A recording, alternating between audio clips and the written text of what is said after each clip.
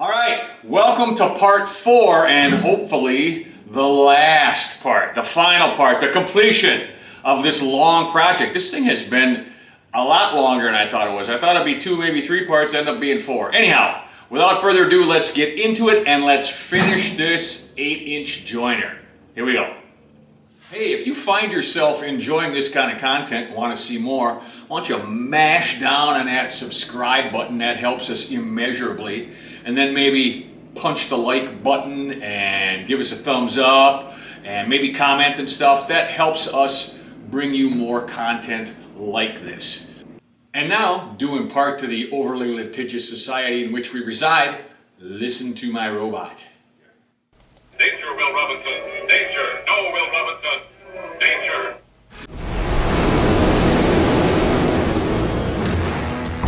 Okay, moving on to motor and electrical. Now, originally this thing was a 220 volt single phase motor. I can tell that because of the plug here.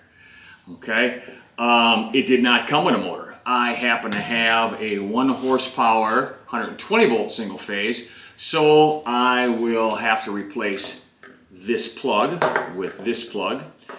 All right, so let's get into this. Let's take this guy apart first, see what we got inside here. Okay, so there's one clamp for all of them, and here we are.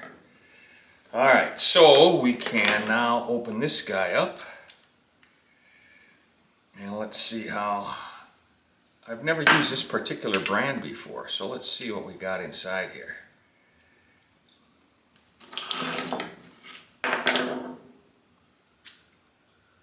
All right, 3 terminals. It's fairly standard. Let's run this guy.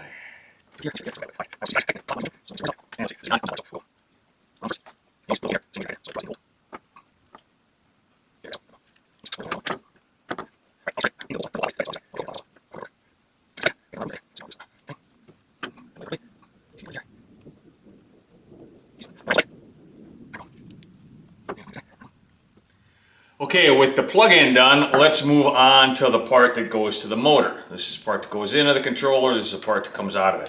Whenever possible on these, I like to use connectors just so I'm not screwing around inside here, you know, and trying to get it under a bolt and all that, okay? Something you should know about connectors. You crimp with the little detent here that goes into the crimp on the bottom of the connector. A lot of guys get that wrong. I almost got it wrong right there.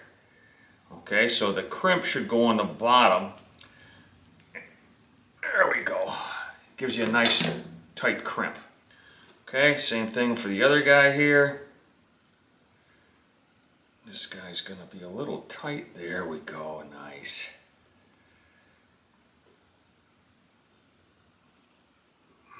Okay, same thing. Crimp them with the little nib on the bottom.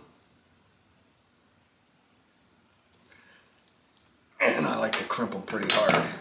Okay, so that controller was all jacked up. We're not going to use that. What I'm going to use is my standard steel box, steel cover, and these big heavy-duty 20 amp switches. This thing only pulls what? It's a full horsepower motor. Oh, it does pull 14 amps, so 15 amp switch or a 20 amp switch will be plenty. All right, so let's put them through here. This is coming from the wall. Okay, let's go to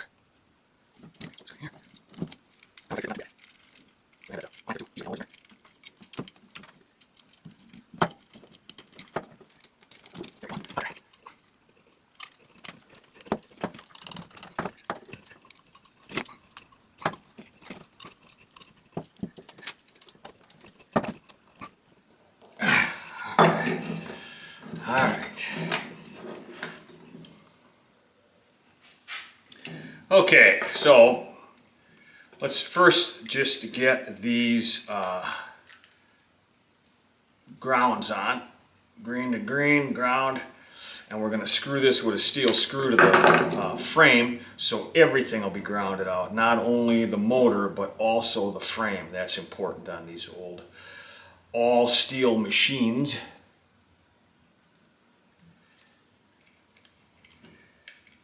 You don't want to be touching that thing with a short. So we ground everything.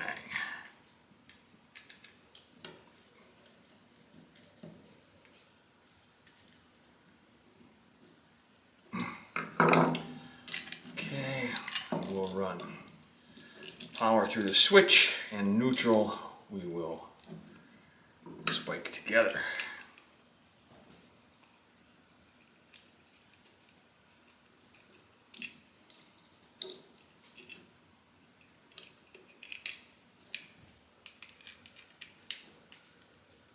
Power through the switch. And I think we'll just wire nut these guys. Let's do that.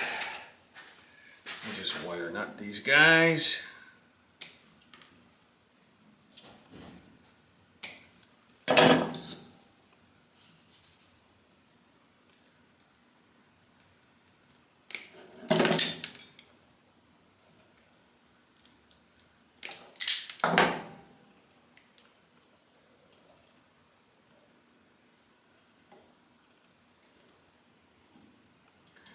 Okay, just something to be aware of, the wire nut directions tell you to pigtail those like that in addition to that guy up there. So let's make sure we do that right.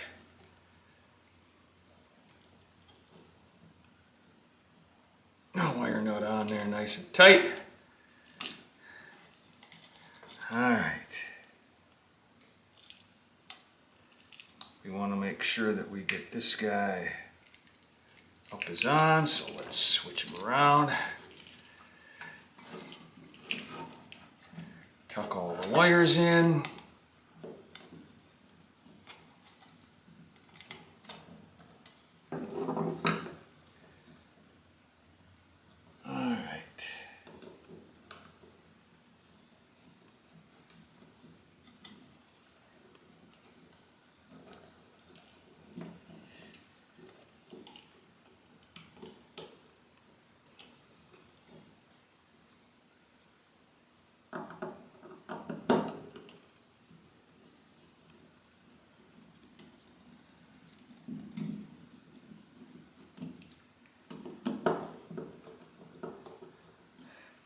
Okay, let's go mount the motor in the machine, mount the electric on there, and give her a test run.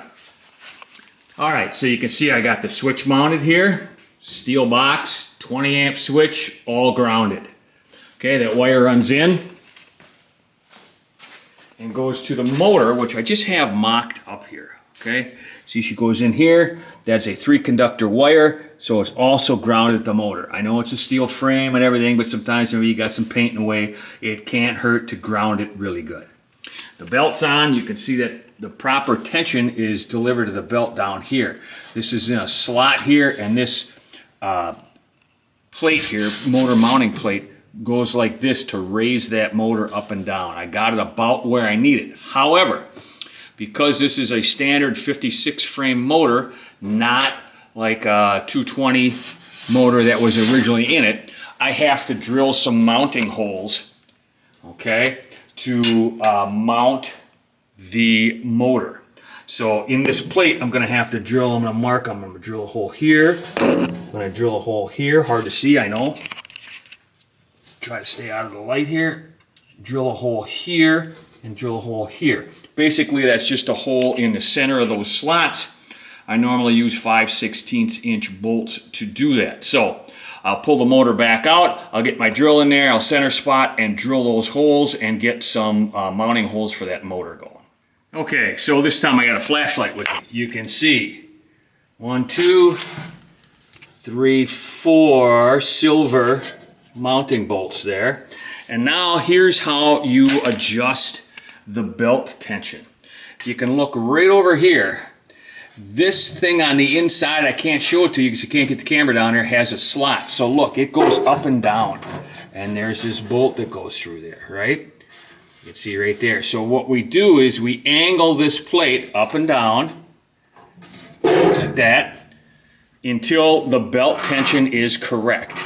And then we tighten down this bolt, and there's one on the other side there. So that's what I'm gonna do now when I get the belt tension correct. All right, so the big reveal, kinda. I have gone and I have double checked the tightness of each one of these blade locking bolts, give bolts, whatever you wanna call them. And those are all tight. They weren't as tight as I like them. I like those guys pretty tight. That way the blade does not come out and hit the table at all. And I'll bring you in real close to show you that here. Okay, so these are the nuts that I'm talking about, okay? Tighten up each one of those on all 3 blades. Also, as long as I'm in real close here, I thought I'd show you this. And that is, look how nice these tables cleaned up. Remember how they were chipped and broken and everything? Those are nice. All right, nothing left to do now other than test it out. You'll notice I don't have the cutter head guard on here. Well, why not? Because it didn't come with it. That's one of the pieces that we're missing. So it didn't come with those cross rods for adjusting the table. It didn't come with the cutter head guard. It didn't come with the give bolts to lock it in place. So there's a number of things that it didn't come with. But let's try her now. First power up. Here we go.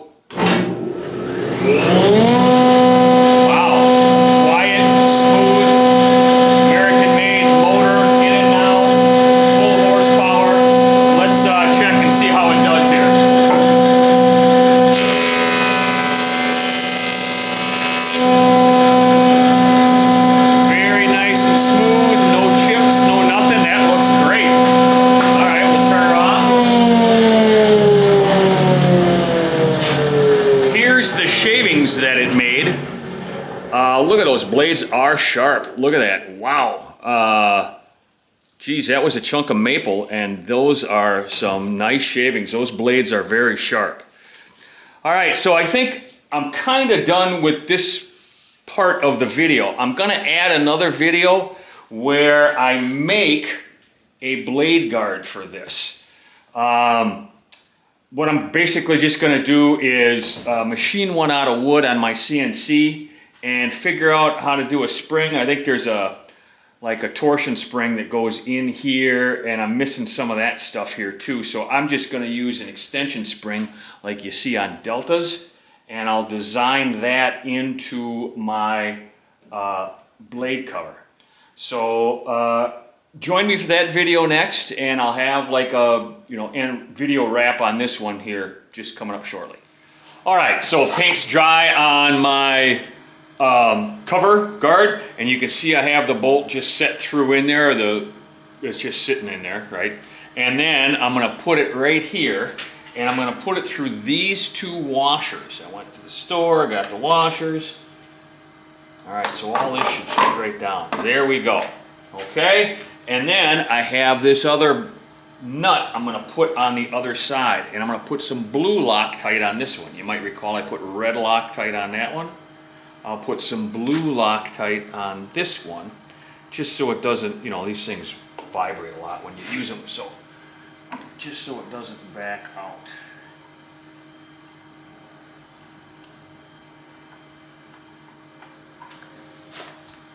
All right.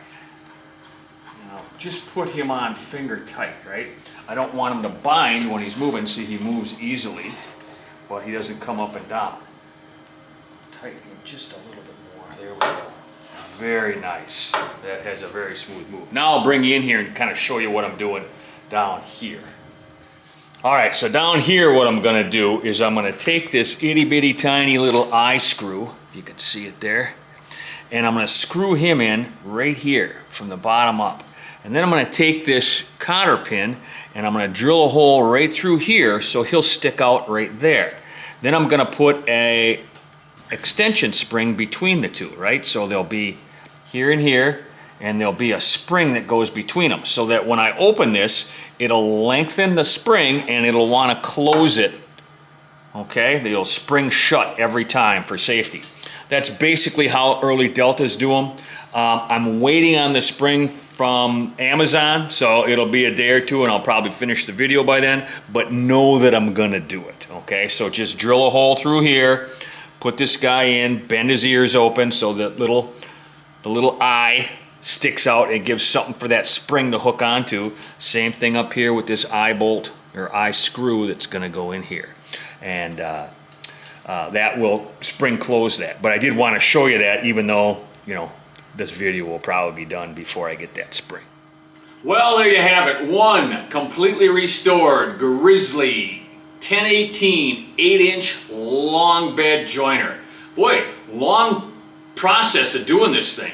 There's more to it than I thought, and this thing is huge. I'll put a picture of it after this next to like a regular 6-inch Delta joiner. This thing's bigger than you think it is. What a process, but man, did it turn out great. I would say this thing is better than new, except for some marks on the table maybe. Got a full horsepower American-made motor in it, plenty of horsepower there. Everything works as new, up and down, table locks.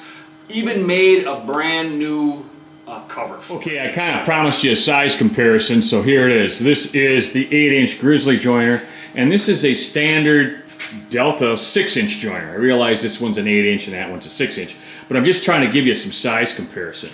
Look, that'll be a future project here. It's not, I haven't dug into that one yet. Look at the size difference in these things. This guy weighs about 3 times as much, and he's just so much larger than that Delta. It's really kind of hard to get a scope on this, but perhaps this little video clip will give you kind of an idea of how big that thing is. If you like this kind of stuff and you like to see more of it, why don't you go ahead and mash down that subscribe button, maybe give me a like, and also very importantly, tell your friends if they like this kind of stuff. Friends, acquaintances, friends, anybody. That helps the channel grow and we can do more of this stuff. Thanks again for joining me. Stay tuned for the reveal.